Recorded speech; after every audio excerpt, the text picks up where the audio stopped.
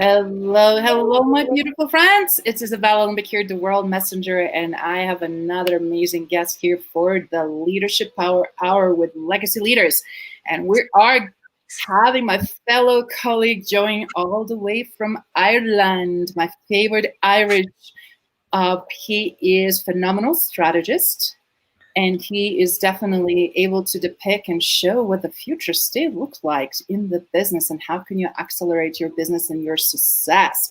Without further ado, Shay, Lynch, welcome. How are you? Hello, Izabela. Delighted to be here, and hello to all your guests on your network. And I just want to add a comment here. You mentioned the word Ireland. Do you know that we got voted the most sexiest accent in the world? Oh, that's why I love Irish. Just wanted to throw that in there. That's why my favorite Irish. So awesome. We just get to play as a fellow European. My heart is already full. We didn't even start it. So bring it on. Bring it on. And I can see, and it's funny, I was just talking to tons of Brits and from different parts of UK. And a couple of guys from Scotland. So it's like started shifting my accent a little bit and joking around. So we can absolutely have fun. And isn't it great with technology we can be around the world so many times in just one day, right? Mate, I have to say, right, technology has been amazing what it's done. Like, it's funny, like everybody's remote working now. Yeah. I used to teach companies to remote work 15 years ago. When we didn't have this technology. It was so much process orientated and working through time zones, collaborative zones, and like working with people in Australia, working with people in California, working with people in Russia, and it was difficult, but we made it work. But the interesting thing about this whole remote is it becomes more of a results orientated process as opposed to exchange time for money, because people get doing with their tasks. The problem, what I've seen happen now, is people are doing too much. They're on longer, they're online longer, they're getting more done, but they're not getting more kudos for it. So there is a bit of a junction we're coming to with this whole, but it's amazing though, in fairness to what technology has done to be able to collaborate. As they say, even the great things in moderation, right? So we need to really be very careful what we do and how we consume, not just information, but obviously technology. And I have to confess, having on my iPhone a summary on weekly usage per day and seeing the hours that I use the phone and I'm on the phone or researching or listening, iPod or whatever, or podcasts or whatever might be the scenario. It just blows my mind how much accumulates on every single day. So metrics, I'm a metric person, and some metrics are just not worth looking at. As many of us around the globe, my great friends, are struggling just to get through day to day, right? It's just a very different new normal. And this year, I'm just woke up with the news that Ireland might be going another lockdown, or that we cannot be traveling as I was anticipating going to Croatia this summer or fall. It's like, how is this possible? But then again, we're going to do whatever we need to do to persevere, succeed, and lead. And that is the topic of today's conversation, isn't it, Shay? Absolutely. And regardless, like, there's the things you can control in life and the things you can't. Like, the stuff outside your control is not worth stressing about. And it's the same with any strategy. You need to take control of the variables you can influence and forget about everything else, and forget about the news, forget about what's going on, and focus on yourself, your family, your business, or whatever it is, and keep that stuff moving. Don't worry about anything else. And you can't, because you can't control it. That is so very true. And with that in mind, that is not how we show up now, even though we're working so much in virtual world, in our own organizations, or how our organizations are contributing to others and to others' successes.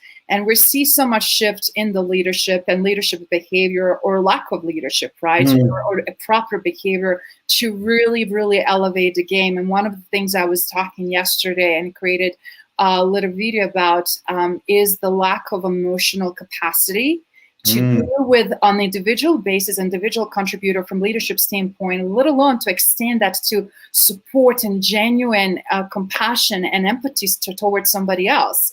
But then also lack of pivoting or adjusting and being really agile and nimble. And I keep saying this is the era of actually very lean leadership, but also very lean strategy. Yeah, so what's your take on that, please? Well, you hit the nail on the head, because like what I keep saying, like, as you know, my background is Lean Six Sigma, so I totally buy into the whole lean thing. But one of the things I keep saying to my clients is, if you're not moving forward, you're moving backwards, you know, and you really need to have a leader that, as you said, is emotional, but they can literally see around corners. They need to be knowing what's next. They need to be flexible to change and dynamic to what's going to happen next in the economy. So they need to keep looking forward all the time. Gone are the days where we're looking at strategies. Oh yeah, let's build this vision for 3 years or 5 years down the road. Forget it. You're talking about 3 months at the moment. You need to build a plan for the next 3 months. And then while you're working the plan during the 3 months, what's coming next? What is coming next? You need to have all sorts of like permutations to know what is the worst case scenario for my business, my team, my customers. And then you need to adapt. So for me, the big word in strategy this year is adaptation. It has to be adaptable and flexible to change, always. Wow, that is powerful, guys. And we are definitely getting into the meat of everything that should be happening. Adaptation.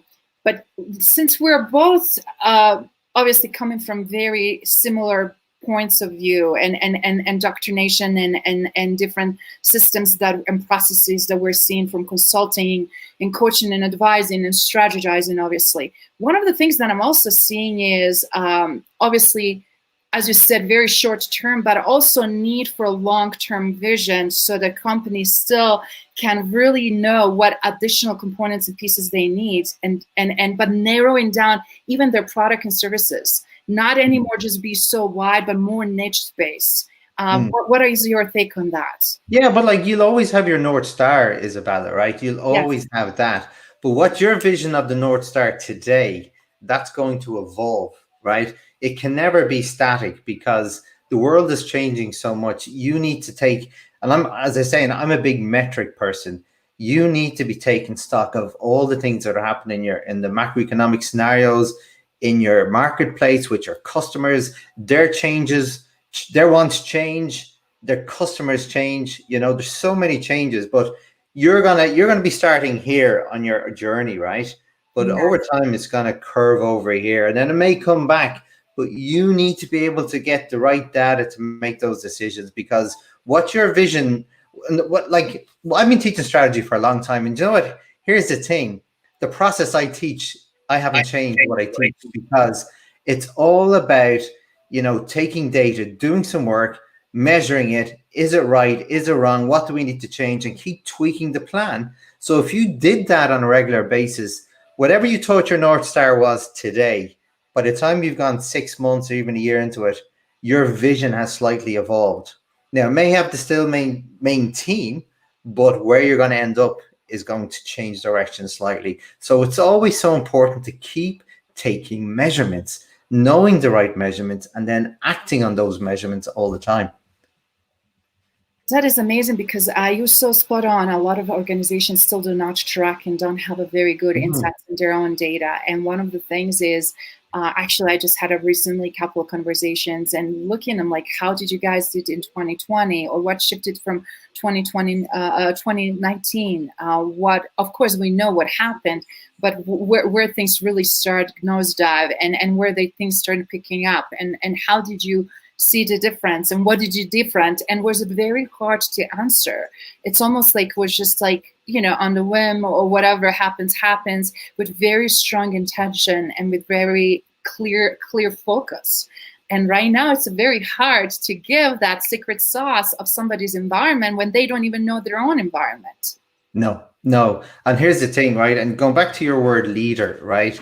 Like, this is a really important time for strong leadership, you know, because you think of what's changed with their own team. So if you're a small business owner, your working dynamic, there's now a stress on parents who have to deal with possibly homeschooling, working at the same time, no childcare. So the amount of stress that's added to people's lives. So this is where you were talking about your emotional intelligence point of view. right? Be flexible.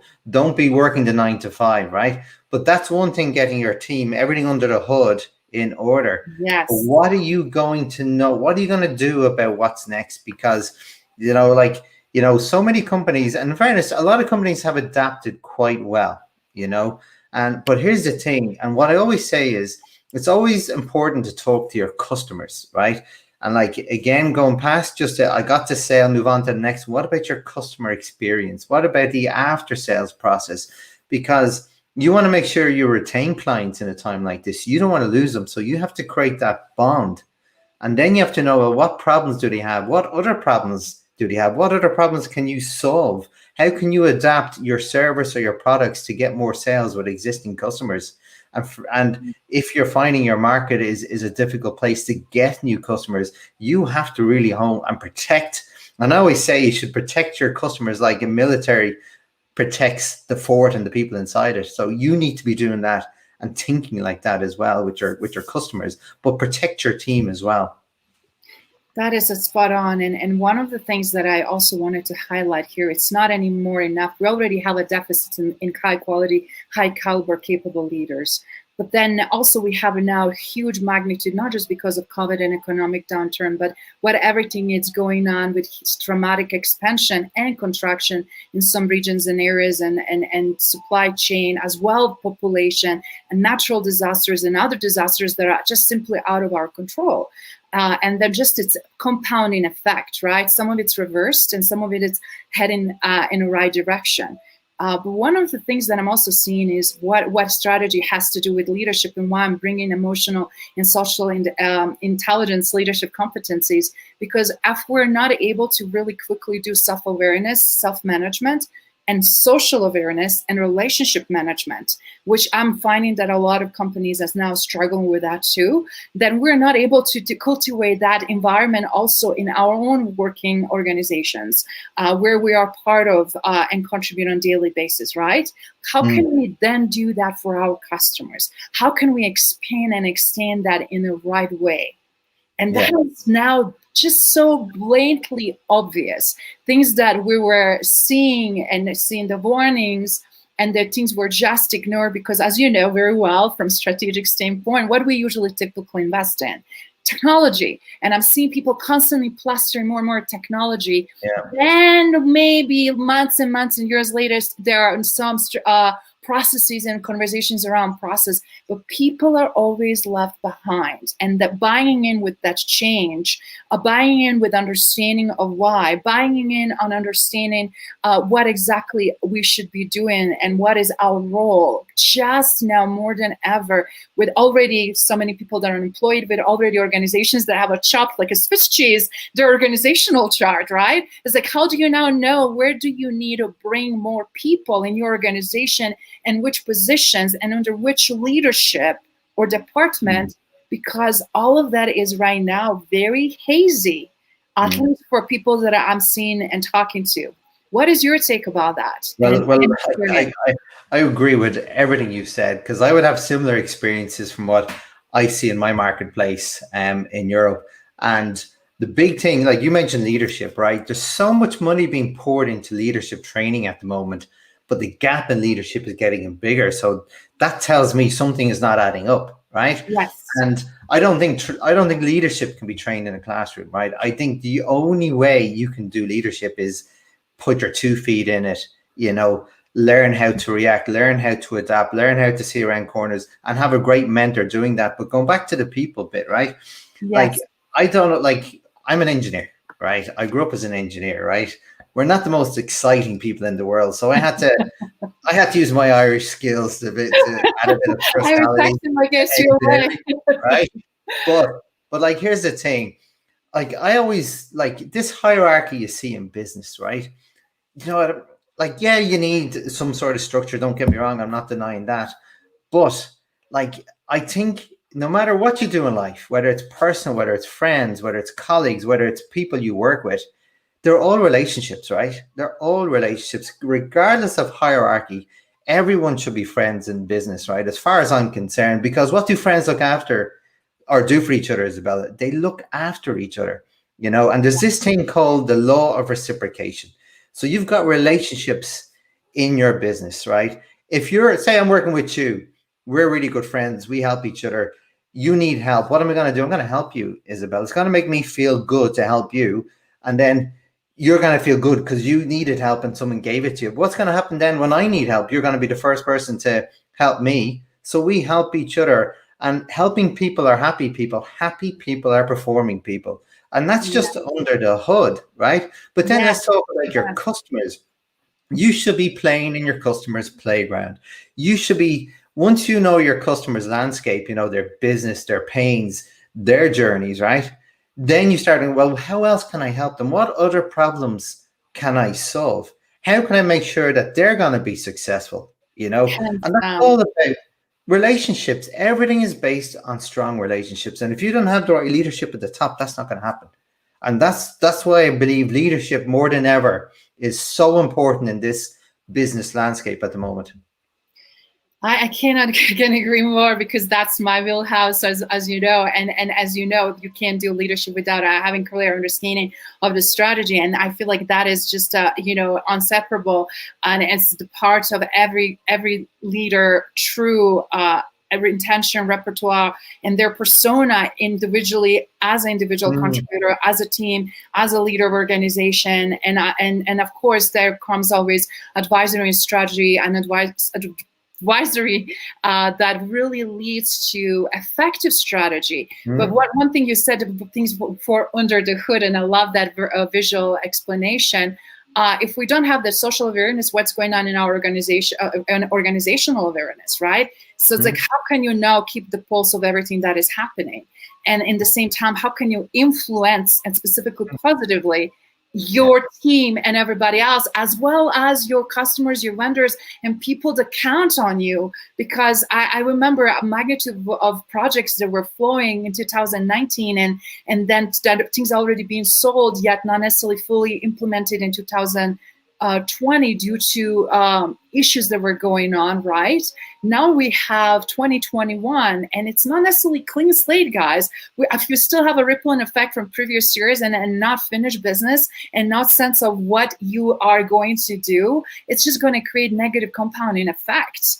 And right now, again, I'm seeing people selling things, and I even ask, can you truly, guys, really deliver this, what you're selling? Is this really the smartest move?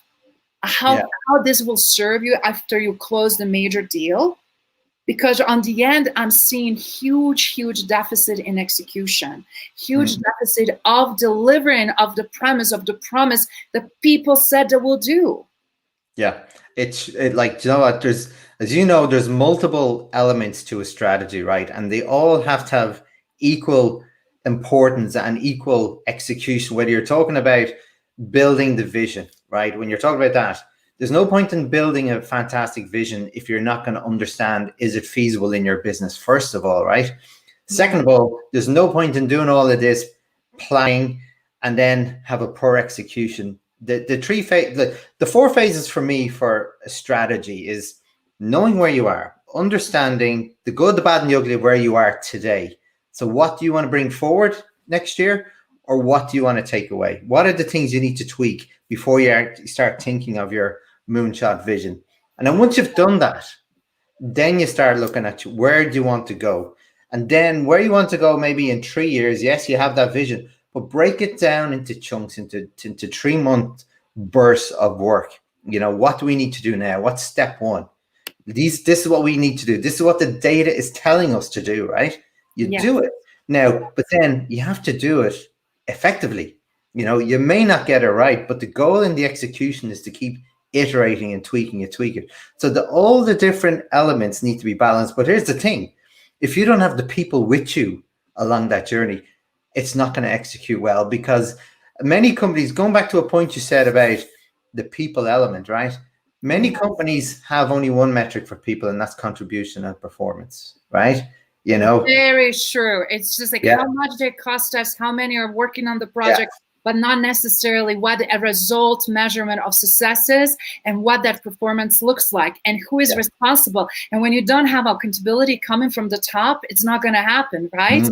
And right now, if you don't mind, we have some great friends joining us from all over the world. We have some of our fellow Europeans as well, people from Latin America. Hey, Barry. I see Barry. I see Valeria there. Barry is also saying hello.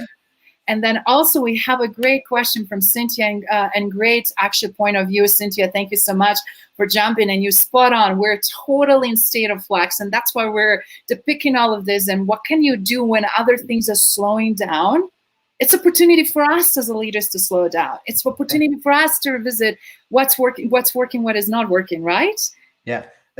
Cynthia's hit the nail on the head with that. We need to step back and really think of what are the values our companies abide by, right? Mm-hmm. How do we, and if I can give an example, Cynthia, because I was, and especially in terms of what's going on around the world as well, outside of the crisis, there's so many things that need to be, that are impacting the way we do business and how we communicate and the relationships. If you're not one side, you're the other. There's so much divide going on at the moment.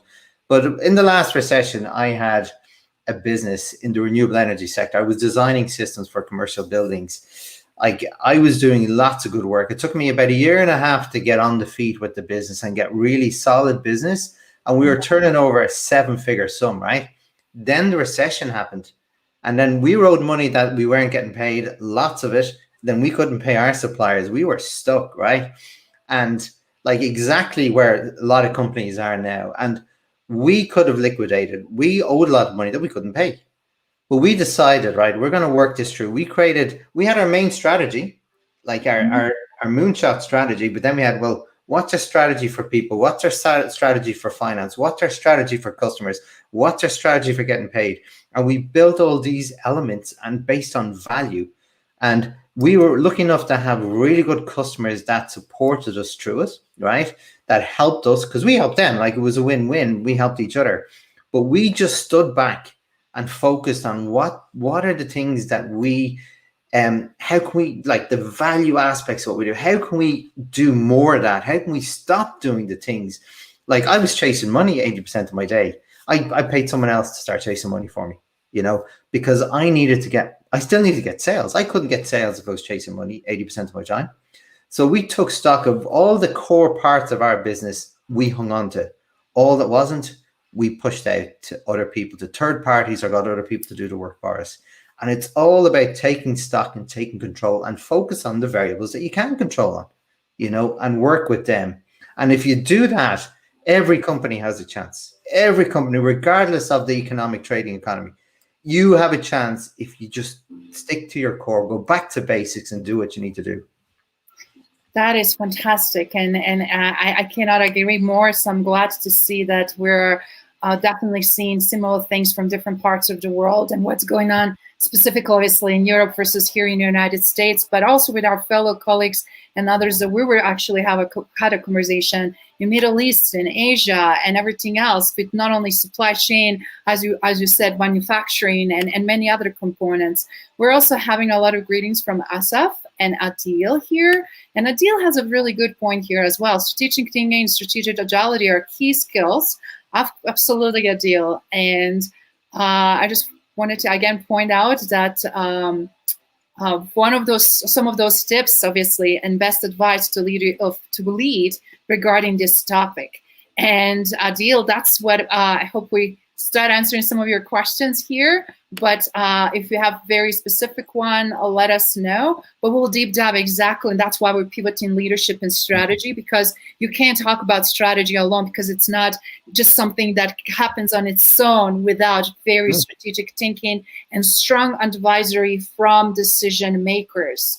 And when you have very clear and keen sense of what we're talking about, where's the problem, what are trends, what are issues, and truly then anticipate to lower the risk. Right now, everybody's looking, how can we minimize the risk, actually? It's not anymore, how we can be bulletproof and just quickly take it on. Some companies, obviously, very aggressively, based on different, very unique scenarios, progressing tremendously and making huge market share or taking over huge market share just because of their power and already different offices and different strategies that they had in place way before this crisis, right? Not everybody has the caliber and capacity to do what Amazon does.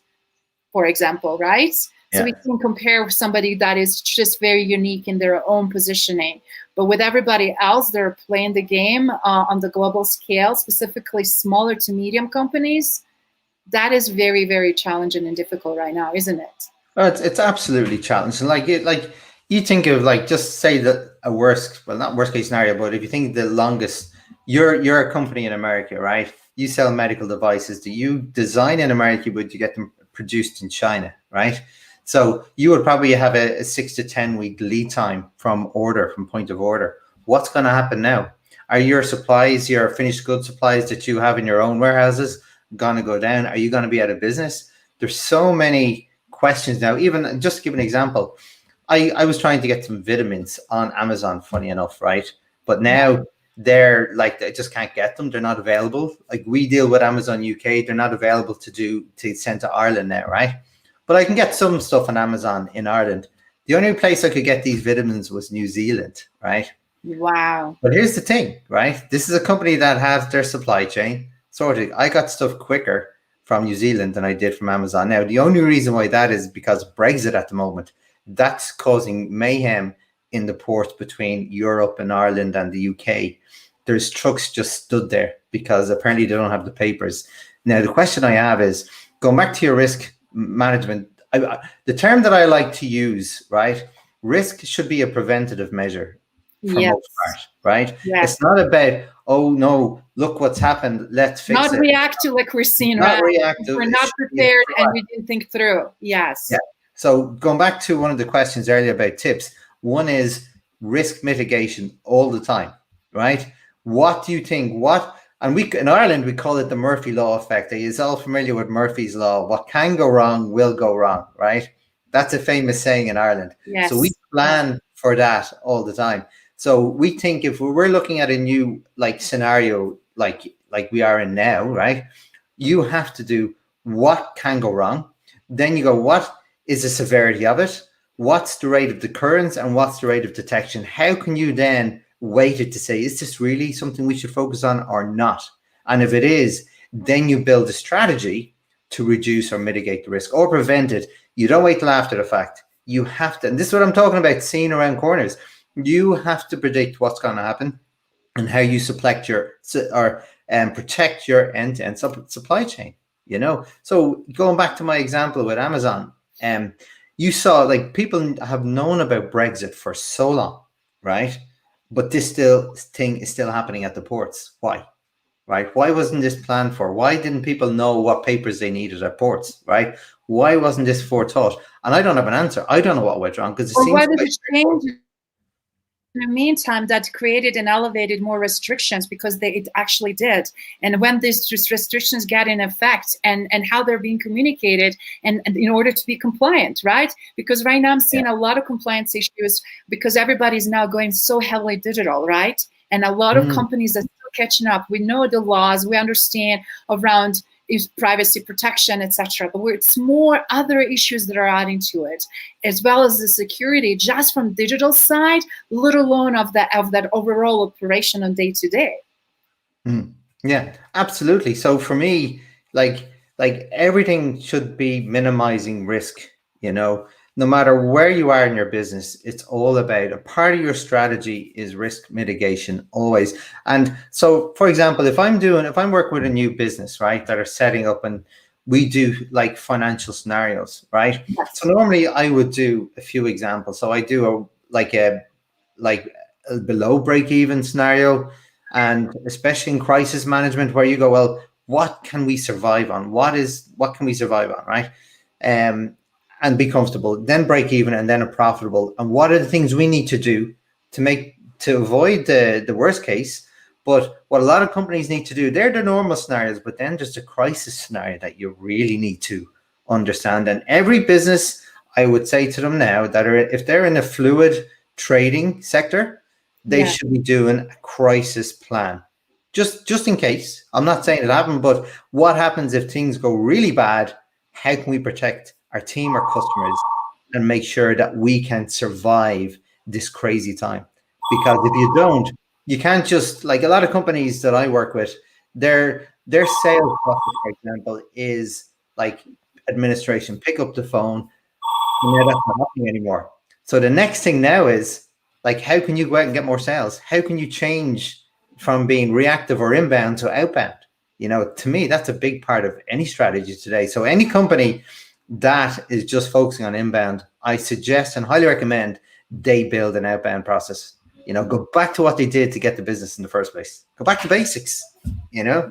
Yes. What a perfect timing for phone to ring for your inbound call. I'm just joking. I don't know if you heard it, but it's fantastic. which is funny, you know, but it is hilarious. It's like amazing timing. But you're spot on, because right now what I'm also seeing is a lot of fragmentation. And one of the sad thing is, I was just talking to the ER doctor who said, Izabela, even as a doctors in one department, let alone whole hospital, we're not in alignment. What should we do? How should we do it? We have all education and expertise. That is why we're having certain issues. This is what is going on. This is what is needed. How should we follow certain protocol procedures? What should we do on our own individual basis to protect and elevate more protection for our own selves, but beyond and above maybe what is required, because you have to use your own head, right? So why I'm using that, because hospital is institution, obviously place where it has to operate optimally for everybody that works and provides the service in the hospital in order to provide exceptional service for patients. Otherwise, people will be dying, will be liability, will be so many rippling negative effects. Life happens beyond the COVID, right? People come there because of heart attacks, because of, you know, pregnancy, baby gets delivered, whatever it is, some emergency, car accidents, etc. So, and the reason I'm using this analogy of hospital and just overall now different departments, I've seen way too much elevated game and operating under crisis center mentality, and it doesn't have to be. But I'm also seeing lack of alignment, because you and I disagree, you and I are creating pushbacks, you and I are creating delays. As a result, nothing is being implemented and we're not moving forward, and people are waiting. And on top of it, people at home dealing with all the magnitude of issues they're doing. So think about now rippling effect, how things go really, really quickly bad. Yet, my expectation and your expectations for everybody is to perform and deliver and make things happen. And then if they don't, somebody's going to get fired. You see what I mean? And I feel like we have now more than ever opportunity to really revisit and look at honestly, because it's not anymore coming things from top, it's from bottom, it's from all segments in our organization, and problems that they were solving and they solved was from the end users, but also from the patients and their family members. And do you have to get to that level to get your attention? Do we have to get wake-up call unless it's imminent danger of losing the business because of the lawsuit of lack of compliance or lack of acting, because a non-action is also really, I see a lot of paralysis as a result of that. So it's like, how do you orchestrate that, guys? And only way you orchestrate is by tapping on the wealth and intelligence of skill sets of people you already have. Yeah, 100%. And like, I see what you just described, I see in all types of business, right? And I can understand it's a great analogy at the moment, because they are like, and I agree, they should not be in crisis management. They need to be extremely agile and lean and really be smart in their execution, right?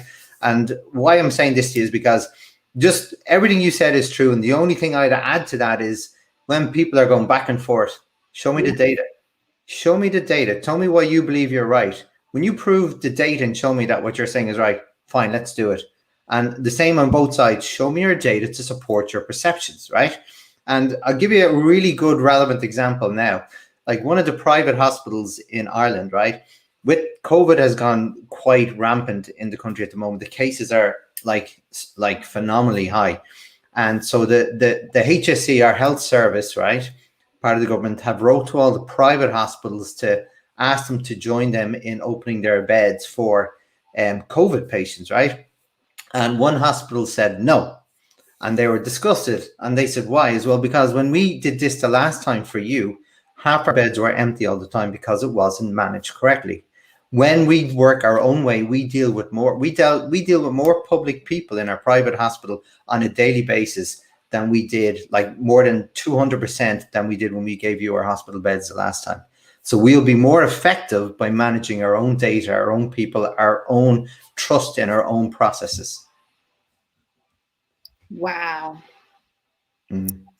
You know, it's very interesting too, and I just wanted to, guys, share again, whoever is watching, and I know that we have always a lot of audience and people that are part of the corporations that can already depict and say, check, check, check, I'm seeing all this happening internally with us. And this is not calling out the names or specific companies, but we know that realities are very, very different. And sad part is not everybody's prepared for it.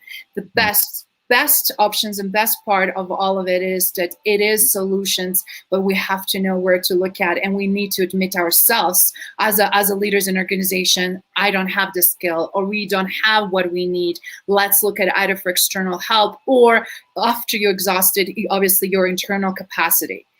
But also more than ever, taking that level of responsibility, because right now, just postponing things will just accumulate more and more. And what you just said, in this your scenario, things will not get miraculously on their own better.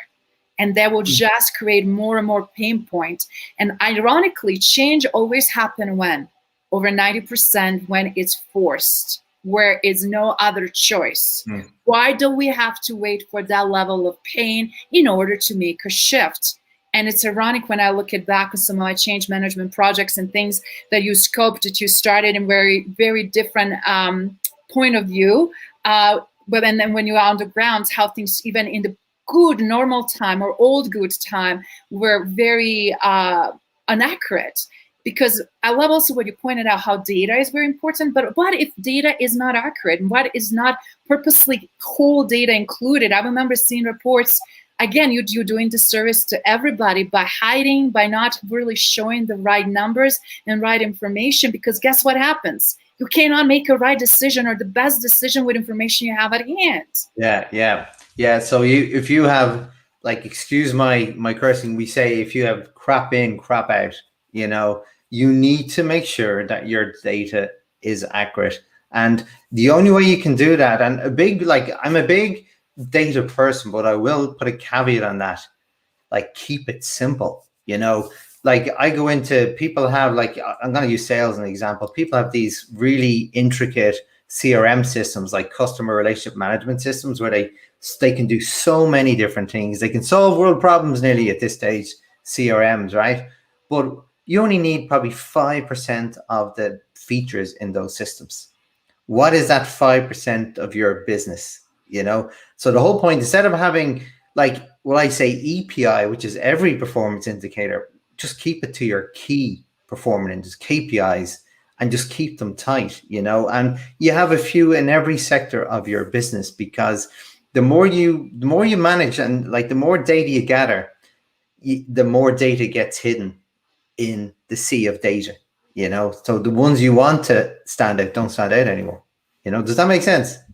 Absolutely. I'm totally with you. And the reason I wanted to also highlight this, because when you start seeing the pattern, and then you see things that are just not making sense, and, you know, not just, again, in current environment, but even the last 3-4 years, then they catch up with you. And when they catch up, it is just a very rude awakening. And it's not about the blame, and it's not about who did not what. It's about, again, having very strong holistic approach to problem solving in order to work. And why leadership, again, and strategy, specifically lean leadership and lean strategy. That doesn't mean poor and not good quality leadership and poor, not good quality strategy. So if you don't mind, I will also like you, if you don't mind, depict what it means to run now and operate under lean strategy, so I can also pivot with the lean leadership, so people understand being lean, that doesn't mean jeopardizing on quality, but it's being able to execute and actually make a progress and understand the holistically what really is going on, and to make right decision, and then find the quickest, best path forward, in order to implement it. Yeah, and I'm actually really glad you brought that point up, Izabela. Like I said, I'm a Lean Six Sigma Master Black Belt, right? I grew up, like, my first job out of college was with Fujitsu. They had, like, the Toyota production system way of thinking and working, right?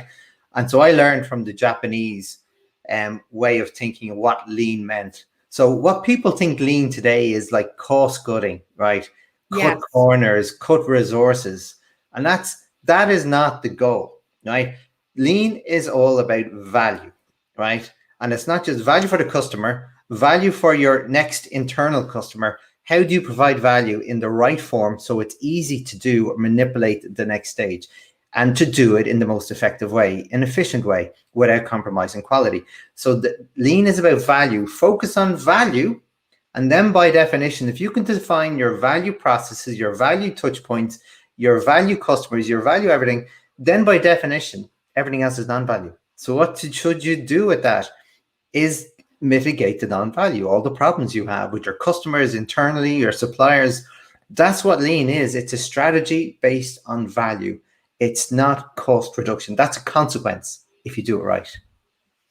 Wow, I'm so glad you said that, and you said it so perfectly. Because guys, I hope now you understand why we're saying less obvious things. Because people are not yet thinking, that should be thinking, that are decision makers of enterprises on that mindset of the lean leadership. Where is the biggest value and return on investment, not just financially, but return on investment of effort, of the value that your team is producing, that on the value of product services you're delivering, of the value that you're satisfying customers, of the value that you are bringing to your stakeholders, on the value that you bring into community. It's a rippling effect. It can change completely in the beautiful new direction. But it is also the mindset. Because right now we can fix your skill sets.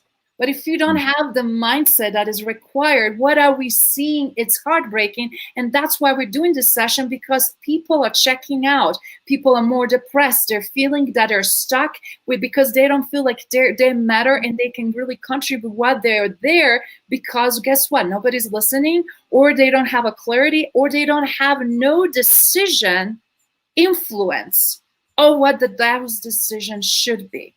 Because we're not having right stakeholders around the table chopping on the steak. And that is the huge, huge difference, guys. And I'd like to add that while you answer your phone, Izabela. Right? Go for it. No, what I'd like to add to that, like what I would challenge companies to do at this moment, even if they're struggling in a struggling sector, is that I would challenge them not to get into this cost-cutting spiral. Because once you do that, it's very hard to get out. I've seen it so many times in different industries, even outside of recessionary times. If they see something bad happening, like leaders get nervous and they say, well, we're cutting back on spending, we're cutting back on resourcing, we're going to let go a few people here. But ultimately what happens then is they demotivate the people left. Absolutely. And then what happens, there's a performance issue. Performance and contribution are very much related to satisfaction. And fragmentation of the teams, and fragmentation of the value, and fragmentation of the vision, and everything just creates rippling negative effects. Yeah. And it, like, the business will shrink, and it's really hard to get back on track then. So what I always say, contradictory to what you should do, and this is one of the strategies I used in my last is many companies cut back on spending, they cut back on advertising. Right. So all those, like, whatever medias are in your industry, guess what? It's dirt cheap to advertise. Guess what? You're the only person advertising. Guess what? You stand out. So might it be a smaller piece of the pie or cake? When you come out of it, you're going to have a bigger piece of it, you know? So do stuff that's contradictory to what other people are doing, because there's a gap now. There's an absolute gap that you can exploit. So that should be part of your strategy. What are the gaps between your competition and your industry? What can you exploit in these times? That is brilliant. I love it. And even Adil says here, I really like Lean is all about value. Spot on. That is fantastic, Adil. Thank you for sticking out with us and giving your great voice. And I love what he says here. It is adjusting, understanding, absolutely, and of shifting optimization and cost control. Because right now, I have to say, we had a typical American approach, very quick, short-term projects and impact implementation.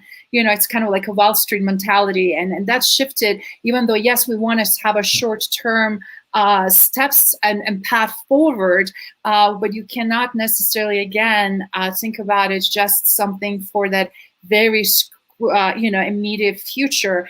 In a task and implementation, it's immediate. But you also have to really also constantly tweak so that you know what is possible and can you really deliver on something you predict you will be able to deliver within 12 months or with a 24 months or whatever might be the scenario. Also, but again, if you're not tracking data, if you're not integrating, if you're not communicating data, if you're not influencing decisions with the data and everything else, you are really setting yourself for failure and much more stress than you truly need it.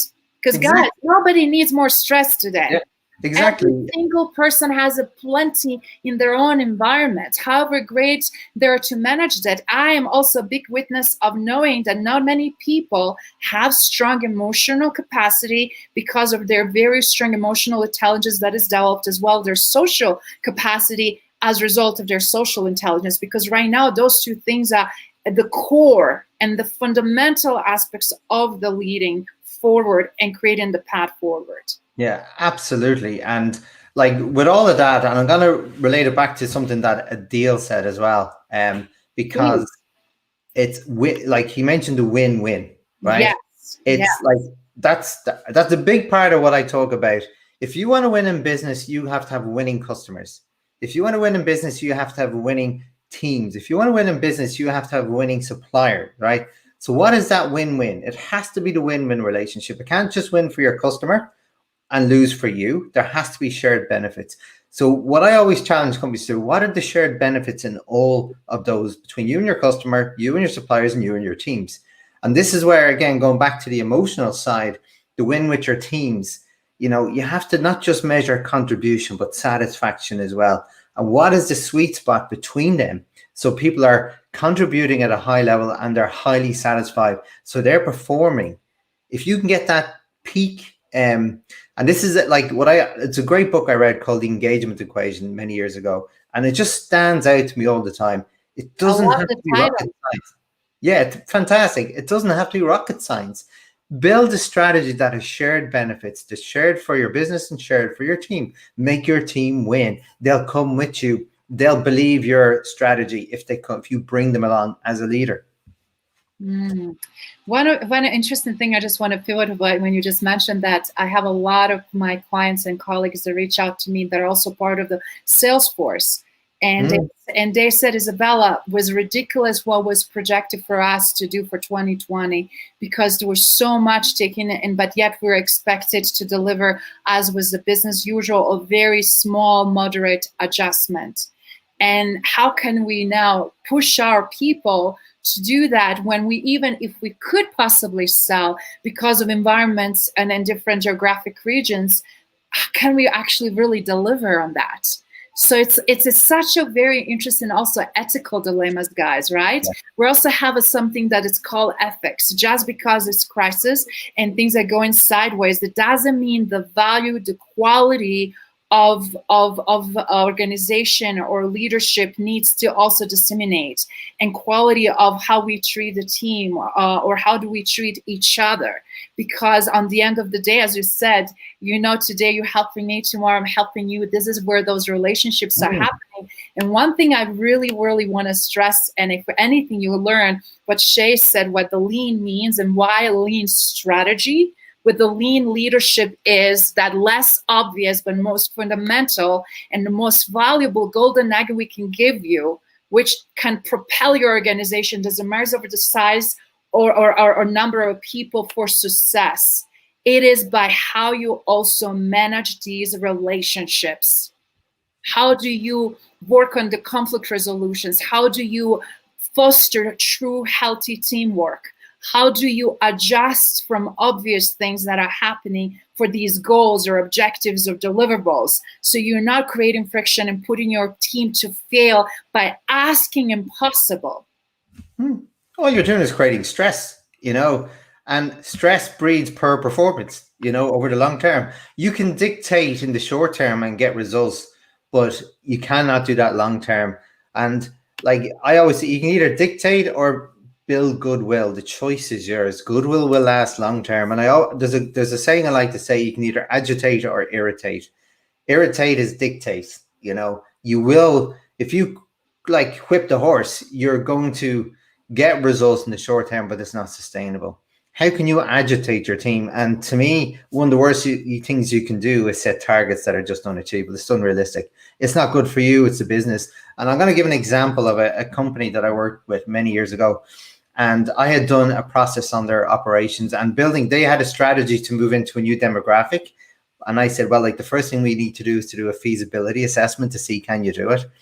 And what I found, if they actually did that, they could have actually put their whole business in jeopardy because they had a few critical issues. If they scaled the issues, they would become a critical mass, right? Yeah. But I did that piece of work and we worked very well on it. And I told them the next piece is to build the sales strategy to deliver. And I wasn't a part of the project, but when they actually called me back after I finished and said, Shay, this is like November, right? And they said, Shay, we're down 5% on our sales, which was a substantial amount of cash. And I said, okay, let's come in and have a look at it. And they talked about, and it was 10%. And I said, why is it 10%? Tell me, where did these figures come from? Oh, well, we just put whatever we did this month last year and added 10% to it. And I said, okay, but what did you do to ensure that, predict that was going to happen?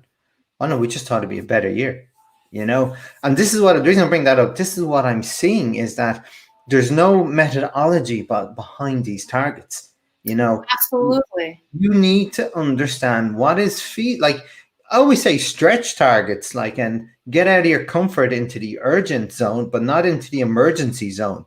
Absolutely. And the ones that don't have no grounds to actually even be realistically possibly implemented. And as a result, what did you just create? I love how you said it. Friction and sense of urgency versus emergency, but also what do you do to the people and what reactions you're getting. So we have to look at what everything, whole organization is doing, right? From whole digital footprint, how you market and why you market what you market, how do you then complement that with the sale?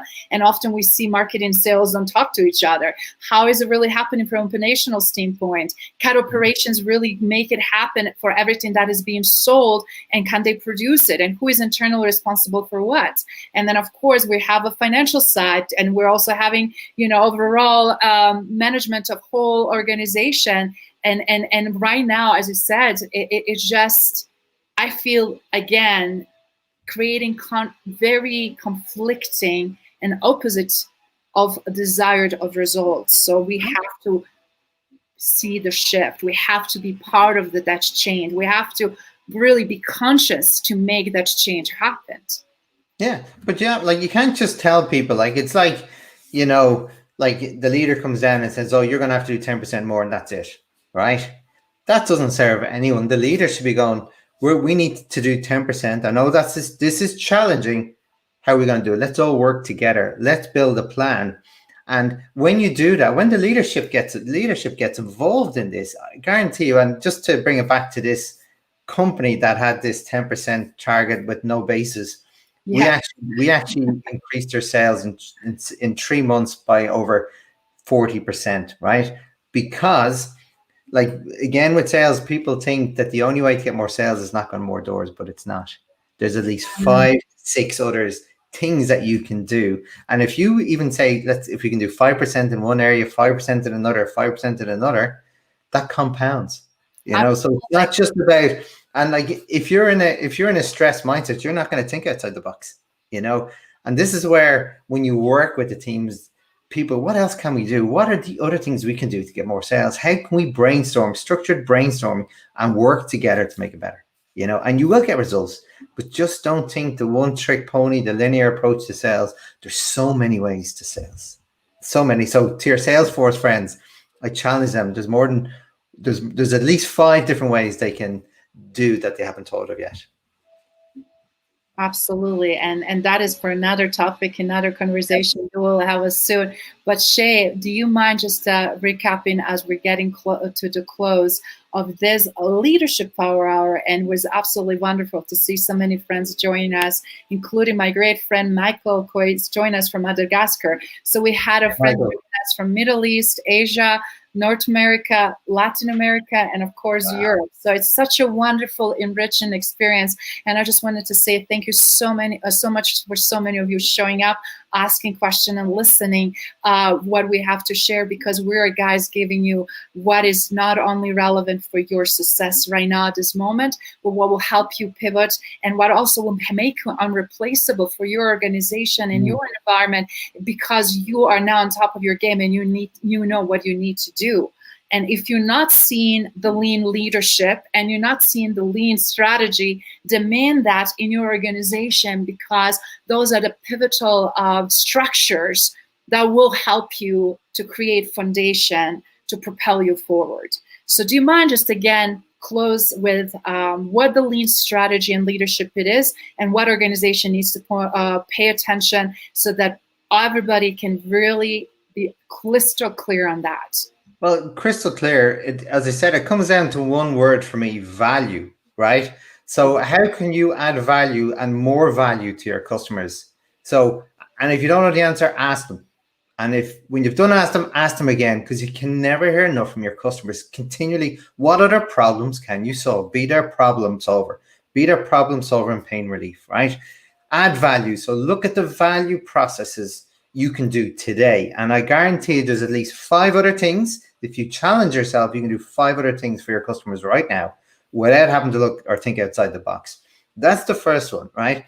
That's external. Internally, how can you bring your team on a journey with you, right? Yeah. How can you ensure that they're adding value and you're adding value to them? Again, to Adil's point, it's win-win. They have the brains. They're not just people. They're not robots. Work with them, brainstorm with them. And again, to the lean, there's a great brainstorming technique called Kaizen. Kaizen. It's made of 2 words, Kai and Zen, change for the good or change for the better. And it's like structured brainstorming. Brainstorm with your teams to do new things, to new ways, because I'll tell you now, if you bring them along this journey, you have instant buy-in for success. Because if they came up with the ideas, guess what? Implementation is easy. Because it's their idea, they're going to make sure it succeeds and they won't give up. So that's it. Don't be taking that power away from them. Give them the power. Work with them and add value. And the same if you have suppliers. Remember, if you're a supply chain, you've got the same goal to protect the end user. Protect it. Work together. Your suppliers should be your partner in whatever you're the external partner. And then likewise, you're the supplier to your customer. Like, it's all the same. Work together to make it better. Don't be doing it on your own. You don't have to do it on your own. Brilliant. I love this recap. I love the summary. And I just want to also say, from leadership standpoint, you have to have it in order to have a value. You have to give a value, but also you have to give a trust and create a trust environment, as Michael also pointed out. And the one thing is, guys, that I cannot stress enough is your people are internal stakeholder. When you start treating your people as precious assets and as internal stakeholders, your external stakeholders will be flourishing too, because you will create amazing ecosystem that no matter what is going on externally will not affect the harmony, production, and everything that you need every ecosystem organization to really function effectively. Spot on. Thank you, Shay. It was fantastic to have this conversation with you. Oh, it's been fantastic. Thanks for having me, and thanks to everyone who tuned in, and thanks, Adil, for your lovely comments. And I have a feeling you're a person who adds value to your business, whatever you do. Yes, he definitely is. And I just wanted to say again, Cynthia, Valerie, Adil, Michael, I'm sorry I can't go all the way back to see all the prior comments, but I know there was a bunch of you who came also, and Barry and many others. So I just wanted to say thank you very much for showing up and sharing this journey with us during this Leadership Power Hour. Stay safe, my friends, and wish you all the best in Ireland. Thank you, and likewise, all the very best to everyone. Cheers.